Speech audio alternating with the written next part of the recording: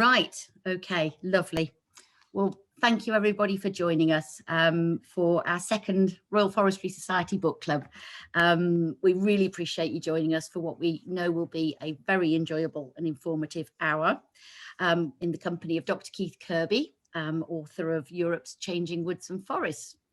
I'm shortly going to pass you over to Wendy, our communications officer and the driving force behind RFS Book Club. She'll be in conversation with Keith. We'll also have a couple of readings and then there'll be plenty of opportunity to ask questions. It'll be a lively discussion, we hope, so please don't be afraid to put your questions in the chat function.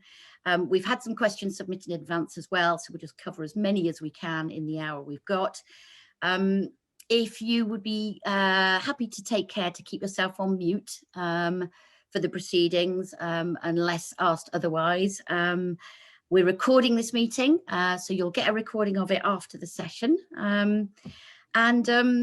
as a tip, once Wendy and Keith are in conversation, if you'd like to switch your view to speaker view, that means you can focus on Wendy and Keith and perhaps switch to gallery view when it comes to the Q&A. But that's only a heads up, not essential. If you're not sure how to do that, I'll pop it in the chat function in a couple of minutes. So that really is quite enough from me. Thanks, have a lovely hour, and I will pass you across to Wendy. Thank you, Claire, and good evening to everybody. Thank you for joining us. And a big thank you to Keith for agreeing to talk to us tonight about the book he's co-authored with Charles Watkins, Europe's Changing Woods and Forests. So Keith, in his foreword, says that he believes that we need to understand the past to address the future. And he actually says, and I hope he still agrees with this, woods in Central Europe will not suddenly turn into copies of those currently found in the Mediterranean zone, but there are lessons that can be learned. So at a time when we're all thinking about climate adapting existing woods and creating new woods, it's perhaps a very apt topic to be following.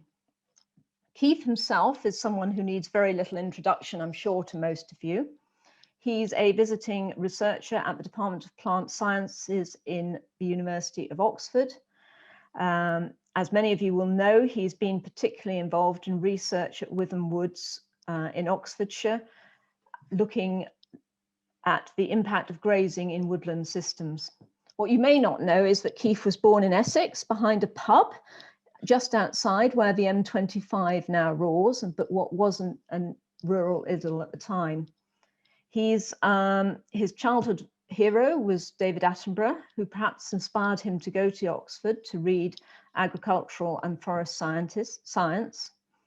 He then landed himself the perfect job as an apprentice to George Peterkin with the Nature Conservancy Council, and stayed with various organisations as they split and merged until he retired in 2012.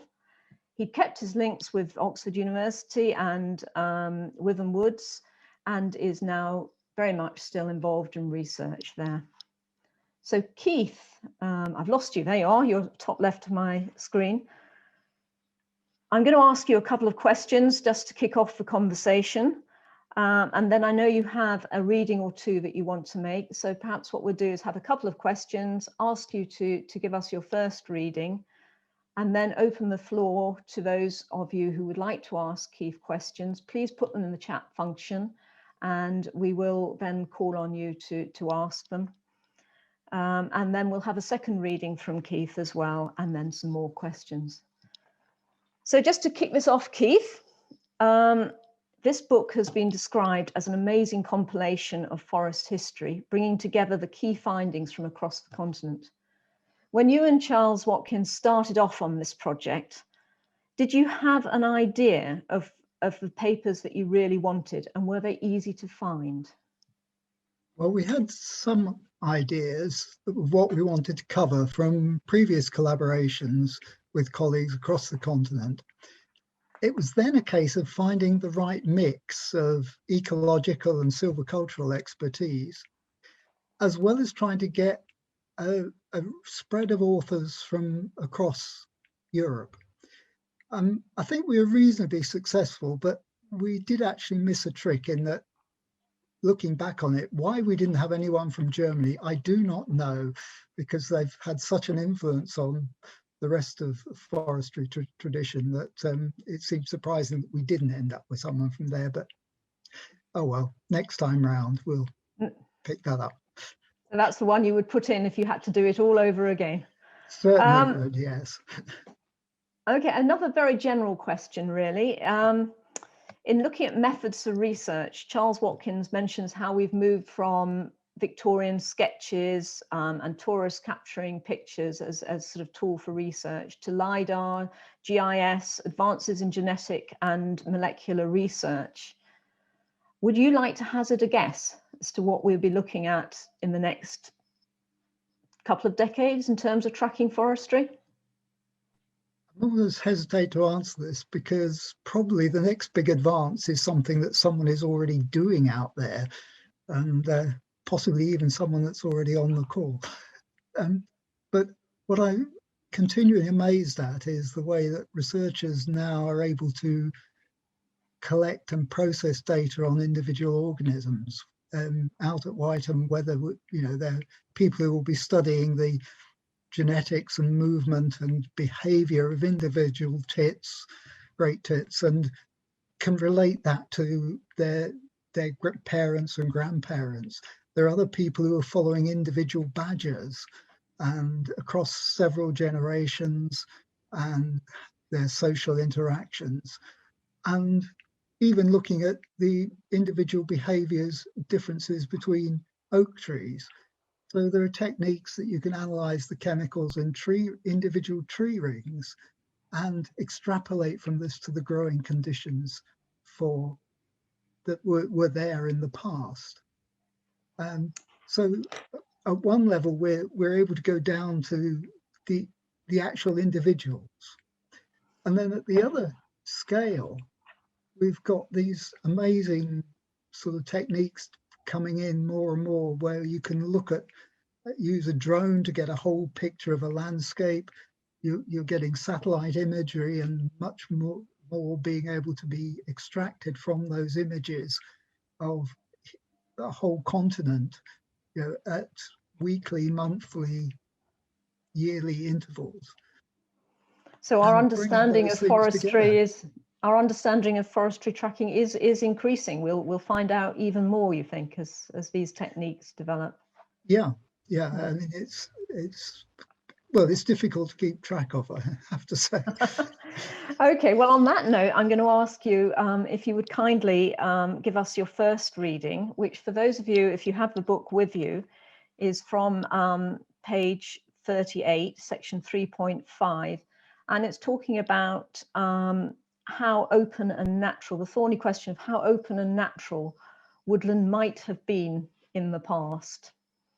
And just a reminder to put your questions on the chat function, and we'll be coming to you very soon. Yeah, well, this is something that's been an interesting debate over the last decade or 2 decades, really. And at times it's become almost like one of these great Victorian debates where people are almost saying, "You're a cad, sir, if you do not agree with me on this subject." So it's been quite an interesting one to be involved with. So it's in particular the role of large herbivores. And it's this question: the balance between open and closed tree cover before the widespread adoption of farming in the Neolithic age has been a key recent debate. How much of the landscape was dense forest with only limited openings?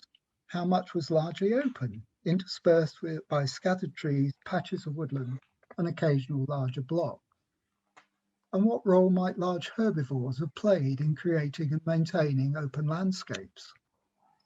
The question's of interest because it may influence how we view and value species and habitats that we seek to conserve, such as wood pastures, meadows, or heath. The biggest herbivores, the mammoth and woolly rhinoceros, which had helped create and maintain open steppe conditions, did not survive as part of most European ecosystems into the Holocene. However, grazers and browsers, including red deer, roe deer, wild ox, bison, wild horse, elk, and reindeer, remained widespread, along with wild boar, which included much plant material in their diet. So thus, an alternative scenario was proposed by Franz Vera, that wild ox, bison, and wild horse in particular were the main driving force determining the character of the vegetation and landscape structure. Instead of the closed forest as the natural state for much of the European landscape, Vera proposed that wood pastures, such as the New Forest, represent a better analogue. The closed forest model, he argues, is based on an overemphasis of tree and shrub component in early paleontological studies, a misinterpretation of early documentary references to forests and woods, and studies of forest succession in the absence of grazing.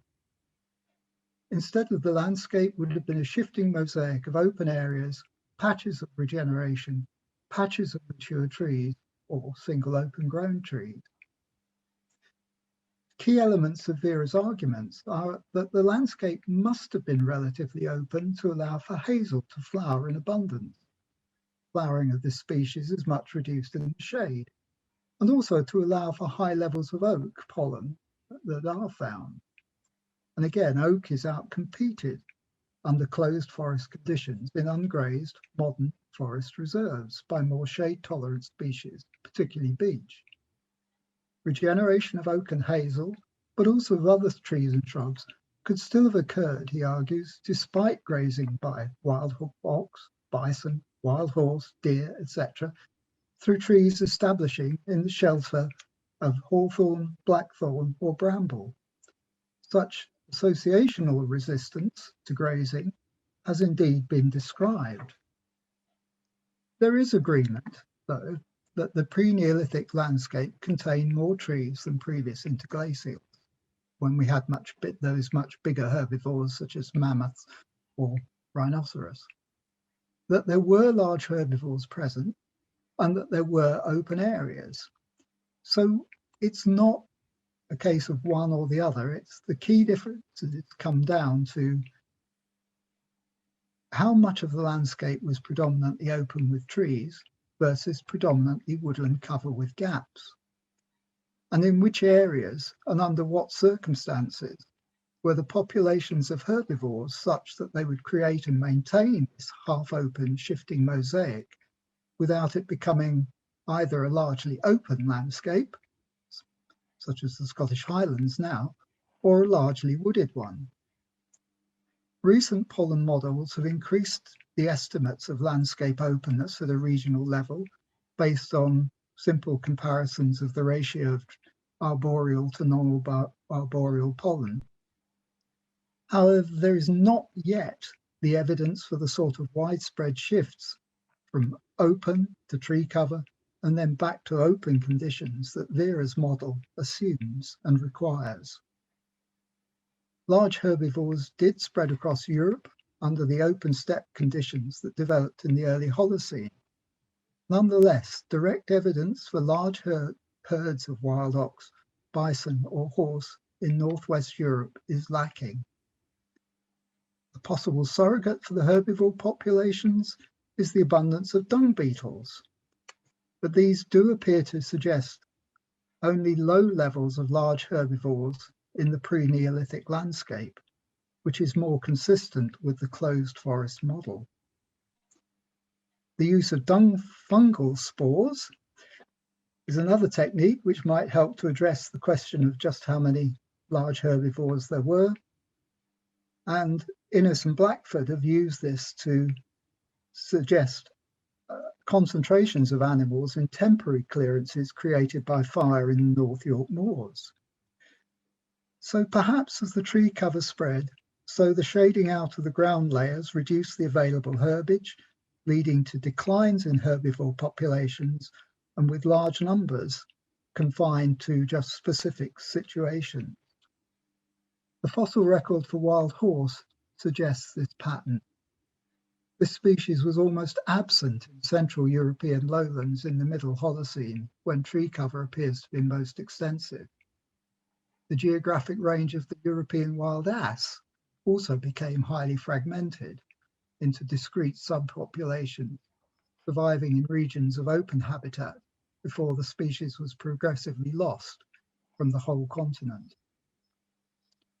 And Hall suggests that in Britain, the wild ox was mainly a species of low-lying, flat, fertile ground, where flooding would have kept the landscape more open, which is consistent with Van Buren's interpretation of this species being associated with marshes and fens in Central Europe.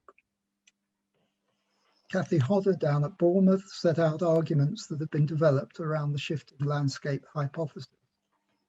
The activity of large herbivores would not necessarily have produced the half-open landscape. The pollen record for regions with different levels of large herbivores do not show different patterns. Beech may not have been such a competitor with oak in the past because it took longer to spread into Northern Europe than oak did, and so was not very widespread in the landscape 6,000 years ago. Medieval and early written sources do not describe open woodland, but this says very little, do often describe open woodland, but this says very little about the pre-Neolithic state of the landscape, but because this had long been altered by people. The experience of predator reintroduction in Yellowstone National Park suggests another mechanism by which herbivores might not necessarily produce the half-open landscape that Vera suggests.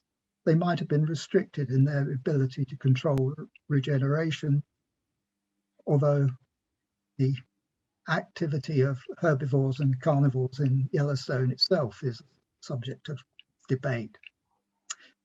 So the arguments seem to be shifting back towards a predominantly wooded landscape, but with higher levels of openness than might have been envisaged 30 or 40 years ago.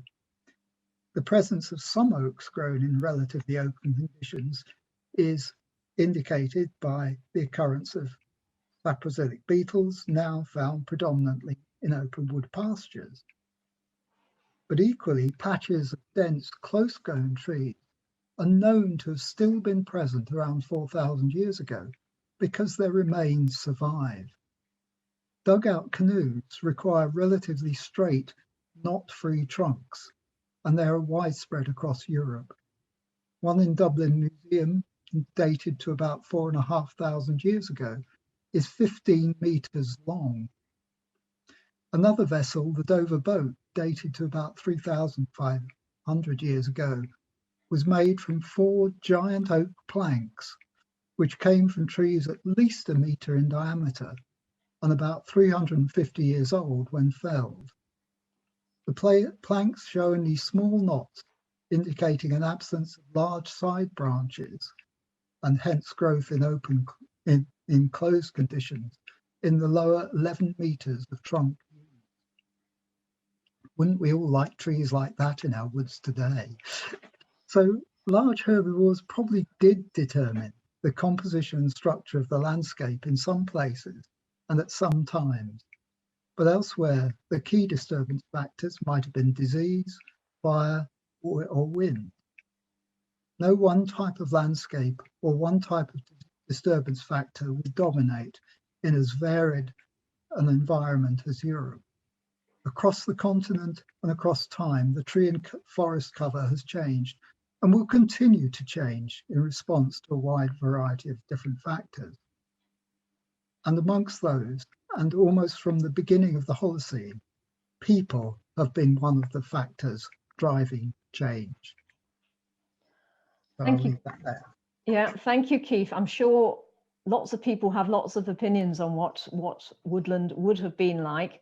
And we had a submitted question asking you about what your thoughts on a wild wood would look like. I think you've covered that.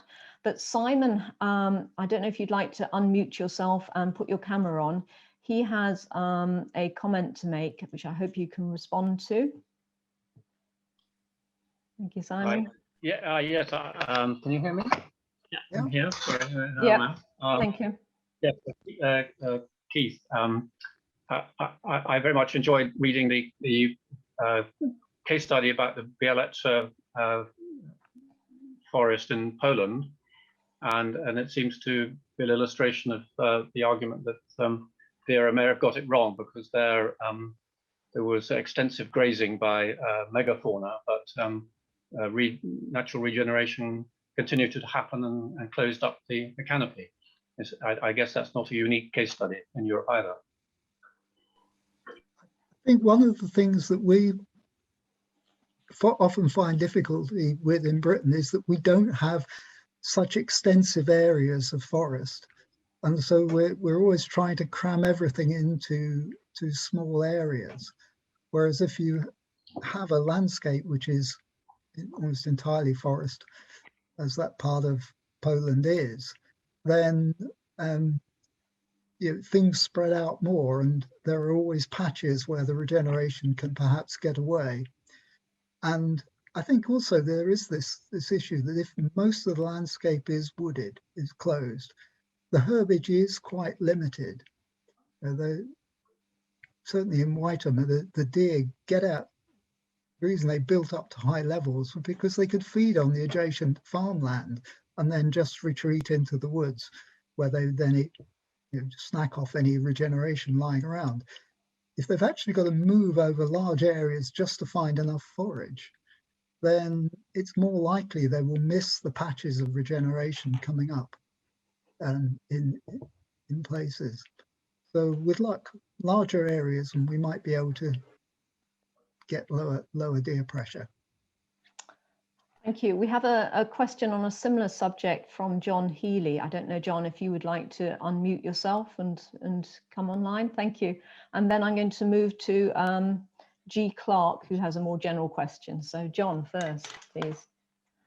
Thank you, Wendy. Hi, Keith. I'm sitting here on the side of Conway Mountain, sort of close to the Snowdonia uplands, or perhaps we have to call them Erberi now, following recent announcements. But I don't know if you would see the sort of Pennine, Welsh, Cambrian mountain sort of landscapes, well below the tree line, but still within this kind of, I mean, think about the way that farmers have managed this freeze land, this kind of intermediate altitude land in and out of more intensive production. I mean, might that have been an analogue of pre-farming, pre-livestock mosaics as well, that these landscapes might have been ones more likely to shift between more and less tree cover under herbivore pressure? Or are there other landscapes you'd say are the better candidates for a Vera-esque cyclical succession? It's what you've just described is interesting, because a colleague here, Mark Robinson, who's a beetle, an archaeologist but a beetle fanatic as well, he's been a number of the sites he's looked at.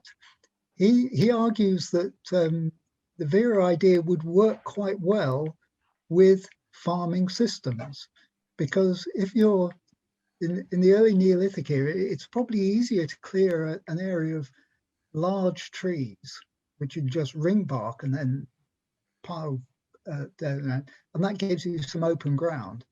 What it's more difficult to clear with stone tools are areas of scrub.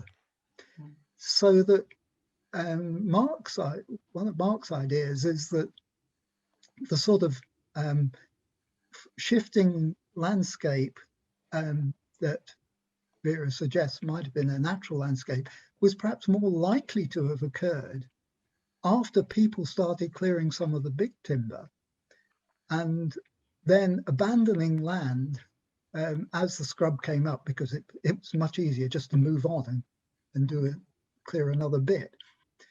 And I'm sort of intrigued by that idea. As I say, I don't think we can at the moment come up with a hard and fast decision on, was Vera right?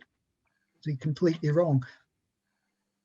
Because there's so many bits of the evidence which are either ambiguous or could be interpreted in both ways, in either way. And so, and at the moment, I think it's, we've just got to accept that, it could suddenly swing back towards a much more open argument if we get a new technique for looking at what the abundance of large herbivores really was in the past. Thank you. Thank you. G. Clark, sorry, I don't know what your G stands for. Is it George? If you'd like to come on. Thank you. Can you unmute yourself and ask your question? Thank you.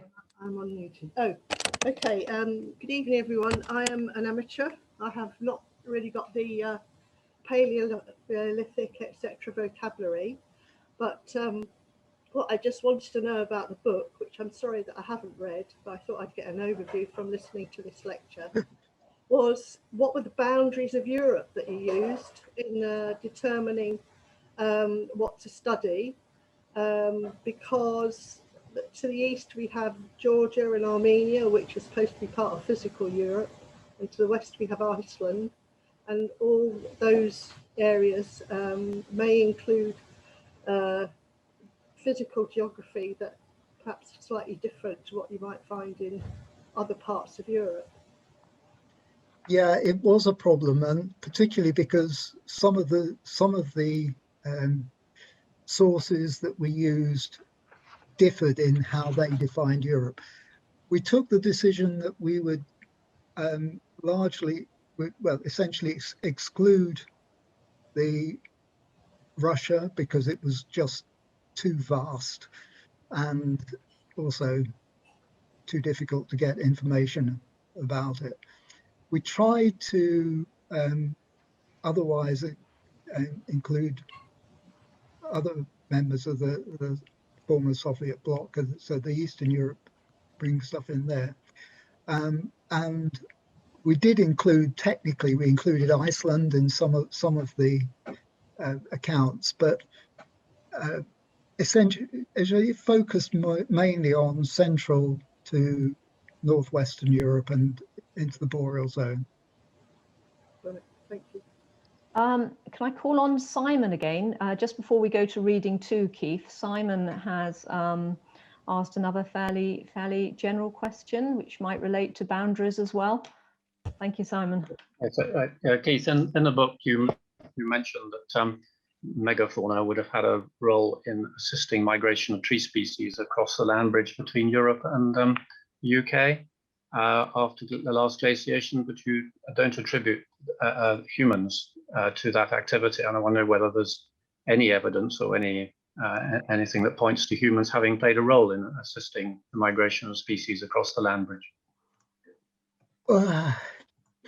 It's an area of speculation, to be honest. I don't know of any definite evidence for crossing the land bridge, but I recall Paul Buckland, who worked on old fossil beetle records, coming across in Greenland various beetles which he could only believe had got there in sort of the remains, the sort of straw or something in the bottom of Viking boats.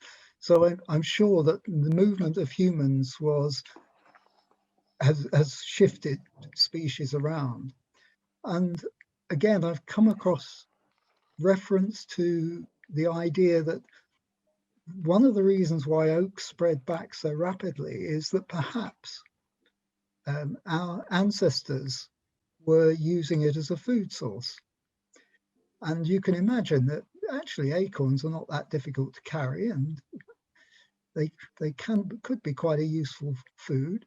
And inevitably some would probably fall out of the wicker basket. You might even have spread them around yourself. And so it's possible that humans have had a bigger role in all this than we've previously thought.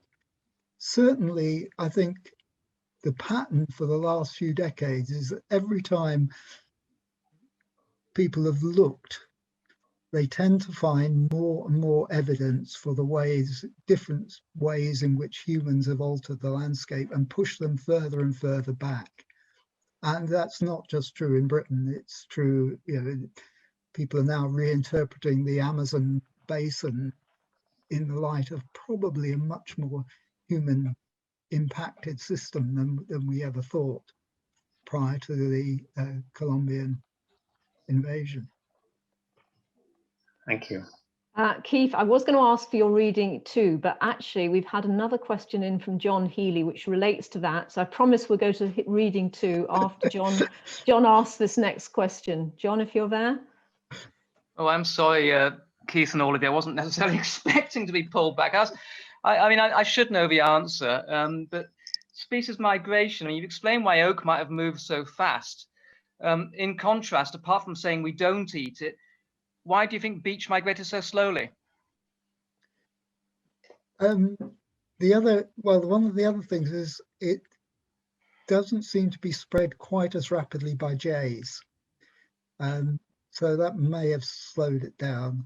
And I think it's just also not as good as establishing in open ground. So I think the oak is much more of a pioneer species, as you're well aware. So I think that that may have been part of the thing, that beech had to wait a bit to get a bit more shade before it was become particularly competitive. Right, thank you. So Keith's second reading, and then I will come to, I think, to Sophie, who has an interesting question, Sophie Carabin. But first of all, Keith's second reading is from section 15, and it's the curious case of the even-aged plantation, wretched, funereal, or misunderstood. Floor's yours, Keith. Okay, well, I thought that the second reading would be something rather different.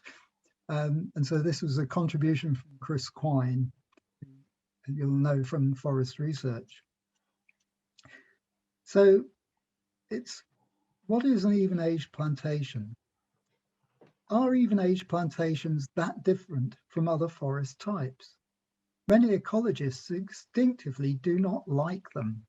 The label comes with a raft of emotion related to land use change and loss of other habitats. Such views have been prominent in Northwest Europe, where plantations have been used extensively to reforest land devoid of trees for many centuries.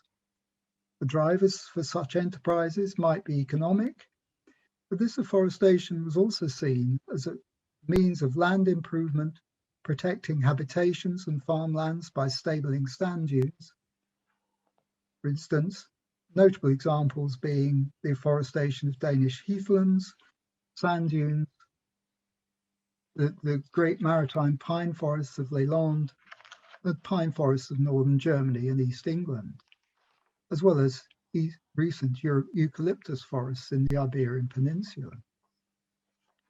So even-aged plantations are caricatured as large areas of single species of trees, often non-native, planted over a period of a few years across a previously largely treeless landscape. The legacy of this uniform establishment then follows through for many decades. The limited interventions aim to ensure a consistency of growth rates across the plantation and maintenance of canopy closure. In due course, clear felling of large areas to harvest the forest products is followed by replanting, which starts the cycle all over again. And this is almost what has happened over hundreds of thousand hectares of Western Europe. But the real-life variant is somewhat fuzzier. Soil variations, climate, extreme weather events such as windstorms, the impacts of browsing animals, fire, pests, poor practice, and genetic variation all create varying degrees of heterogeneity, even in first rotation stands. The second and subsequent rotations start from a different point, which changes the potential occurrence of some species and features compared with the first planting. Self-seeding of both native and the main crop tree species has occurred, sometimes encouraged. Other changes reflect changing environmental conditions and reductions of grazing pressure. Diversification has increasingly been built into forest management and planning, whether in the form of tree species, age class, stand size, or the pattern of roads and open spaces. In the UK, this diversity was initially driven by aesthetic standards for forest design, then for biodiversity benefits, and more recently for risk management, to provide the basis for improving resilience and adaptation to climate change or the impacts of tree disease. Many even-aged plantations are thus morphing into uneven-aged forests under clear fell and replant or clear fell and regenerate management systems. The even-age deforestation legacy will diminish over subsequent rotations.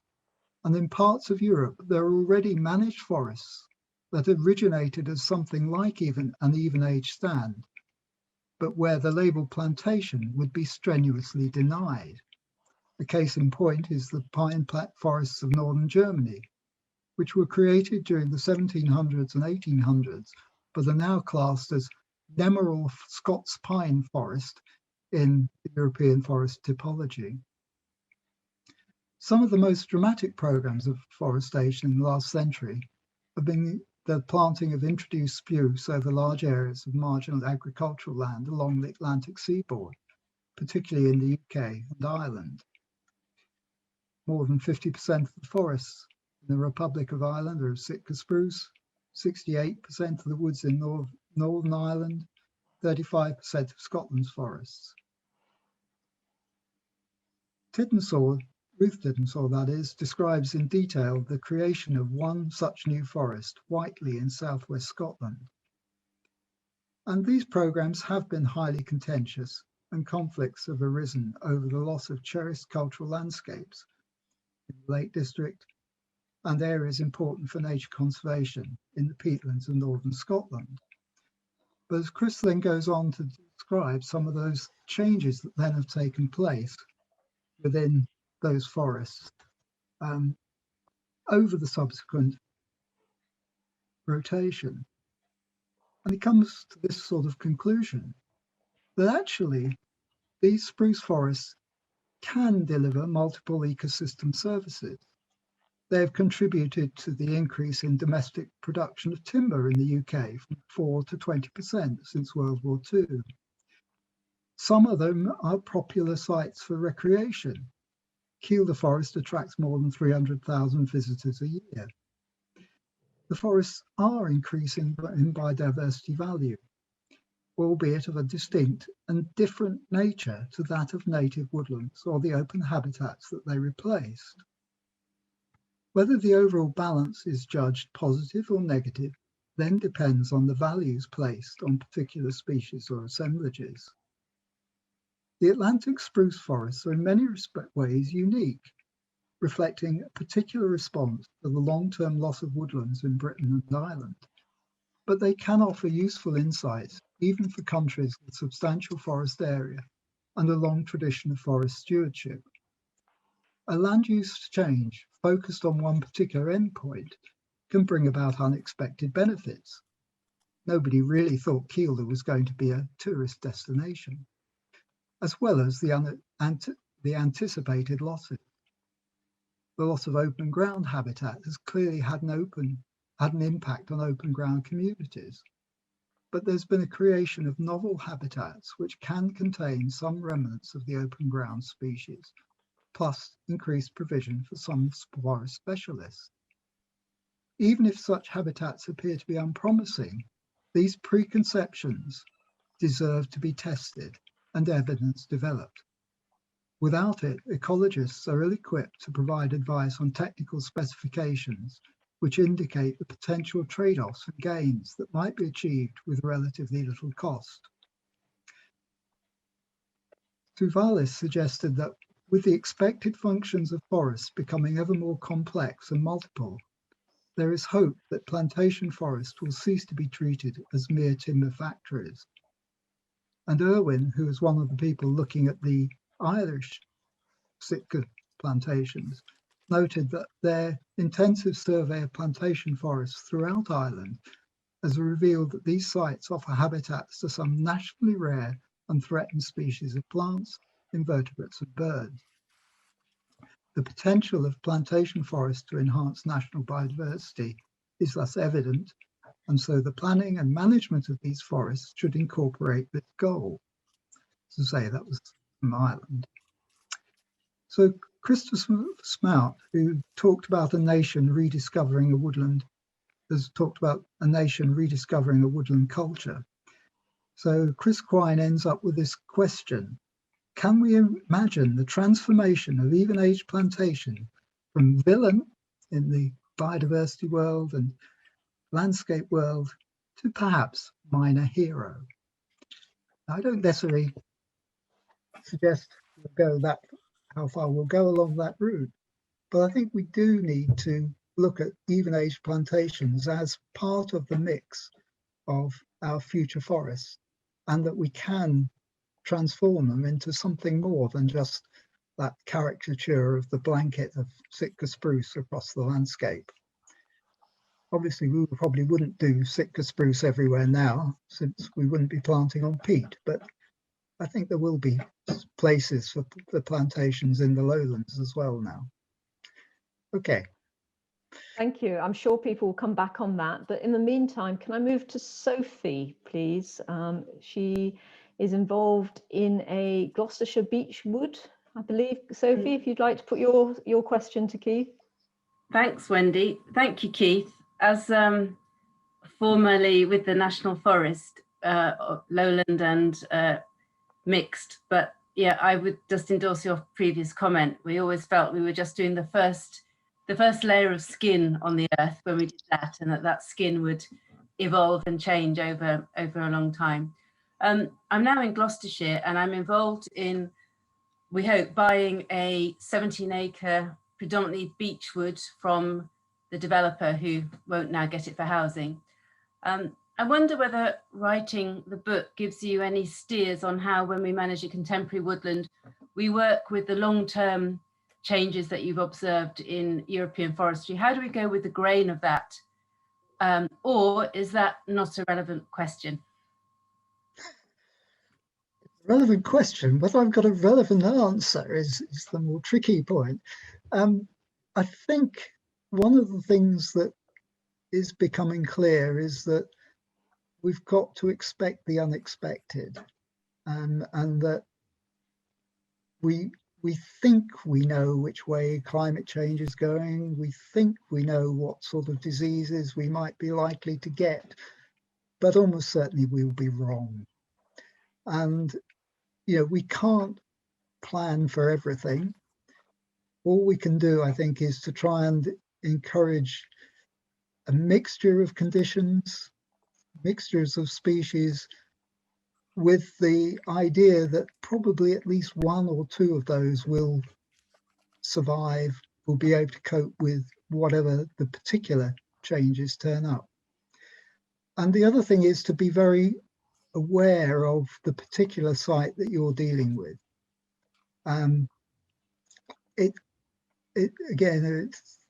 It's sort of looking at Whiteham Hill. I was out there the other day, and it was very noticeable the way that the trees on the north side, the oaks on the north side of the hill, are much later in coming into leaf than those on the south side. And therefore, you know, if your beechwood is on a south-facing slope on the limestone, that's going to be in a very different sort of situation with respect to future hot summers, for example, than if you're in a nice, deep, shaded, north-facing valley. And so I think we've got to be careful about suggesting general solutions, because unless we interpret them in terms of your particular wood. But I think and it's going to be complicated, because what else would you put in with the beech? Well, might be thinking of ash, not perhaps ash now.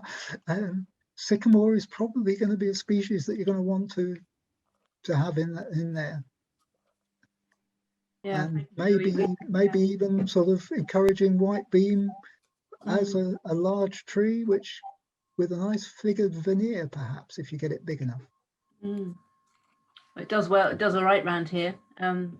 Yes, thank you. We're having lots of fun. There was some ash taken out in the bit that we already own, and we've had great fun doing a public education, Keith, about how that's not a complete disaster, and we're going to see what happens to the forest floor now. It's a bit more open, and You know, you don't just dive in and make quick decisions. So we're trying to have that steady eye as to what direction the wood's going in. Yeah, and with the ash, I mean, the regeneration is still coming through, and if we're lucky, we'll start to get some of these slightly more resistant ones coming through. Yeah, absolutely. Thanks so much, and nice to see you. Thank you. Thank you. Thank you, Sophie. I hope that was useful. I'm going to go now to one of the submitted questions, Keith. And it's quite a general question, but Charles Watkins writes about the use of oral histories as a method for research, particularly about the stories of using leaf fodder and leaf litter in farming. So with the creation of the Northern Forest, the National Forest for Wales and the Forest for Cornwall, what oral histories should we be keeping now? Yeah, and I mean, love oral history because it tells you about the things that don't get written down as a rule, the things that are so common that nobody bothers to record them. It's a bit like botanists who just go into a wood and will pick up all the rare plants and never bother to tell you that the ground floor is covered with bramble, because of course it would be until it isn't. And so, yeah, I think we should be getting the views, for example, of the people that are there at the moment. How are they reacting to these idea of lots more trees? Do they want more trees? How will their views change as the new forests develop? Are they, do they come from areas where trees were more common in the past? And there've been some interesting accounts collected over the last few years, particularly among Scottish foresters, simply about the changes in how forestry has developed in the last 60 or 70 years. So there are people who went from when they were first apprentices, felling trees with axes and using horse loggers. And by the end of their careers, they were sort of sitting in dirty great machines, totally enclosed using harvesters. And those sorts of changes are going to go on in over the next few decades. And if the predictions about climate change, for example, are anything like half right, we're going to have to see major alterations in how we live, how we travel, how we use our land. And that will have all sorts of knock-on effects on our daily lives. And we should be trying to keep a record of those. Now, some of that, I suspect, will be captured through Twitter and Facebook and these sorts of things. But I'm always worried about some of the electronic documents because with changing systems, will anyone be able to access a 2021 Twitter account in 2050? I know I've very nearly lost data because I couldn't get the program to work from sort of 2010. So, I think there's still a case for trying to encourage people to keep diaries, write notes, talk to people, and get documentation that way.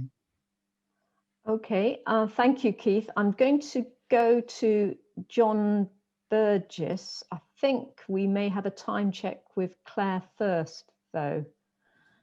So, John, just before you come on, Claire, how are we doing on times?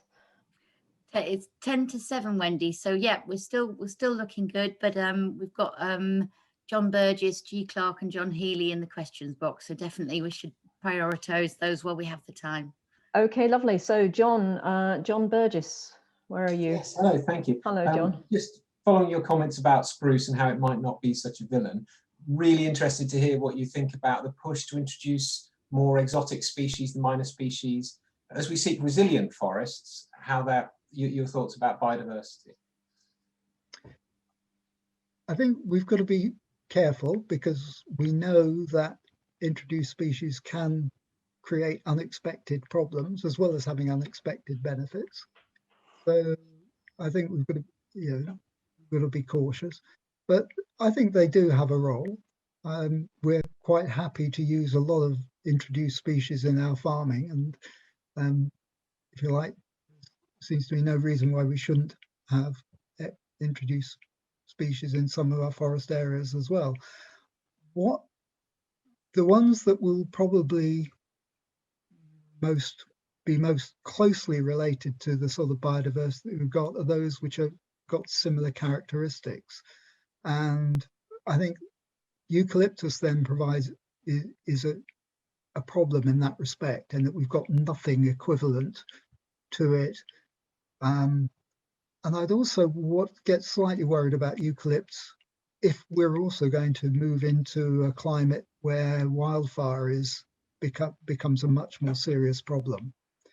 I know that has been a problem in southern Europe there, but I wouldn't rule out some use of eucalyptus, but I'm not sure how well much of our native wildlife would adapt to it. Notophagus, some of there was a phase when that was seen as being quite interesting to foresters in the sort of 70s. And there was a bit of work done on the beetles and some of the ground flora in some of the early plantations of that. And quite a few species had moved across from beech and oak onto Notophagus. So there will be some crossovers. And I think what we can do with some of these species is also to vary how we grow them and how they're, what sort of mixtures we use, how we intersperse them with native species, and that will provide a richer forest as well as perhaps a more resilient one. Great, thank you. Thank you. Can we move back to G. Clark? Sorry, I didn't get your first name. You have a couple of questions on diversification and a couple about particular species. Perhaps you could give us those. Oh, yes. Or if you've gone dark. I've gone dark again. Oh no. We can hear you. We can hear you. So I think that should. That's better. Thanks for that. So I did ask that I think that we are agents of nature. We seem to think we're above it and beyond it and can control it, but I think we actually are a bit like squirrels in the way we plant our forests and try and make things our own garden. So I think even age plantation, even age forests are part of natural diversification. What interests me more is how much diversity could this generation population spread and population occupation in terms of how we can positively engage with these planted forests, and even as they develop further into more natural woodland. Yeah. Well, I think that it's going to be more a case of different forests will change in different ways, because some will be suitable for conversion to something like continuous cover forestry. Mm-hmm. Others, I think we're going to keep them as plantations and as forests. Then some sort of clear fell system is almost certainly going to be needed. And it becomes then a case of looking at the diversity that you're encouraging at a landscape scale. And it's similarly with involvement between people and the forests as well, that if you've got a piece of woodland on close to towns, then its value for the people in that town is probably the most important thing about it. If it's a forest that's miles away from anywhere, then there's going to be a limited number of people that can actually get there and can use it. And some people will be attracted to large-scale landscapes wild landscapes. Other people actually like a relatively managed landscape in which they can see where they are, they can see what's going on. There are signs of that humans are active in that landscape. So I think it will be a diversity of conditions and situations that we've got to encourage.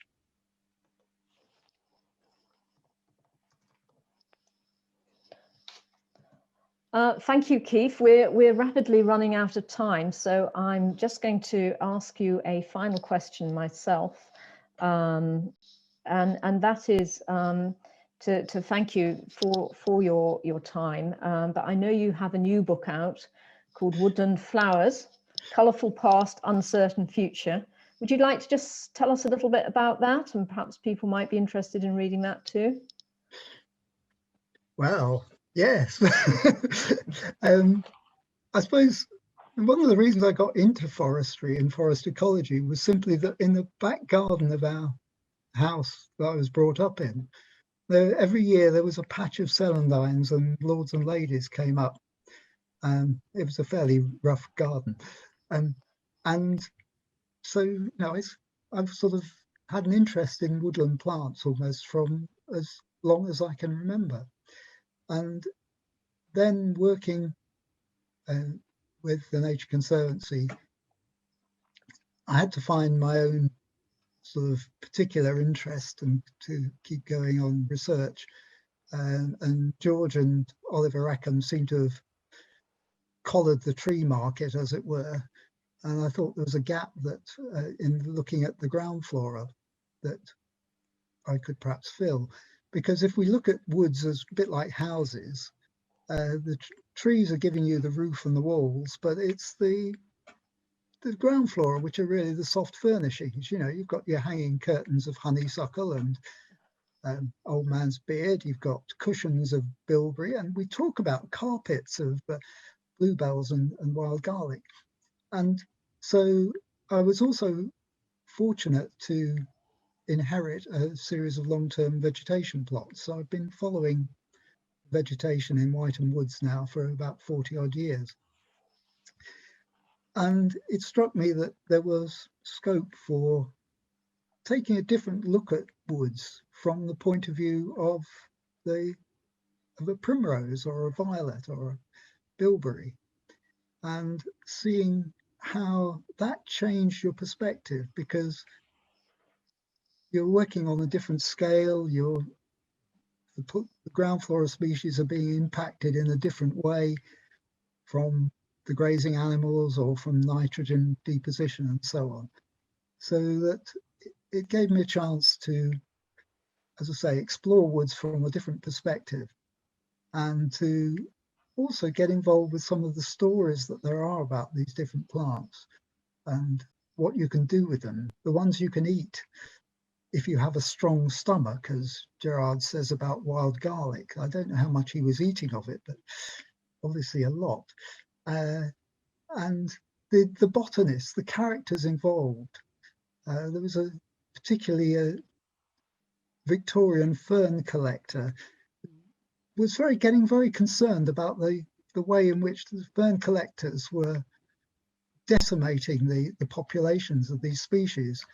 And then accounts of how she stopped on a pass in the Lake District because she'd seen some parsley fern and rapidly filled up 2 hampers and sent them down back to her home in London. And you thought, no wonder these plants are getting scarce with people like you about. So it was a lovely opportunity to draw these stories together and package them with some very nice photographs, some of which are mine, but a lot, I have to confess, I got from other people. Well, lovely. Cushions and curtains, and as Andrew Weverall has nicely put down on the chat function, perhaps you should be Downing Street's next interior designer. But we won't even go there. Thank you so much, Keith. And just a final word to everybody. Book Club's taking a break during the summer. We're back on the 14th of September, when we're delighted that Isabella Tree, author of Wilding, Return of Nature to a British Farm, and her husband Charlie Burrell will be here. So I hope you'll all tune into that. Details will be available very shortly about that event. And just before I hand over back to Claire, if you enjoyed Keith's second reading by Chris Quine, you might like to know that he is a key speaker at our Treescapes 2021 online event, 6th of July to 8th of July. That's an event being led by young career researchers in collaboration with the RFS Centre Envision and Forest Edge, but to bring together researchers and practitioners. So I hope you'll have a look at that on our events page, and perhaps feel that you can join in with that as well. So thank you all very much. Claire, over to you. Thanks, Wendy. Thanks, Keith. Fantastic hour. And thank you, everybody, for your wonderful questions.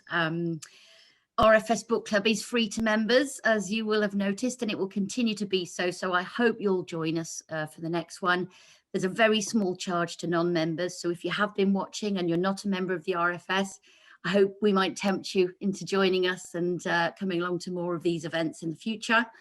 And finally, we will edit the recording and we'll get it sent across to you all as soon as possible so that you can rewatch at your leisure if you wish. So thank you, everybody. And all that remains to say is good night. Enjoy the rest of your evenings.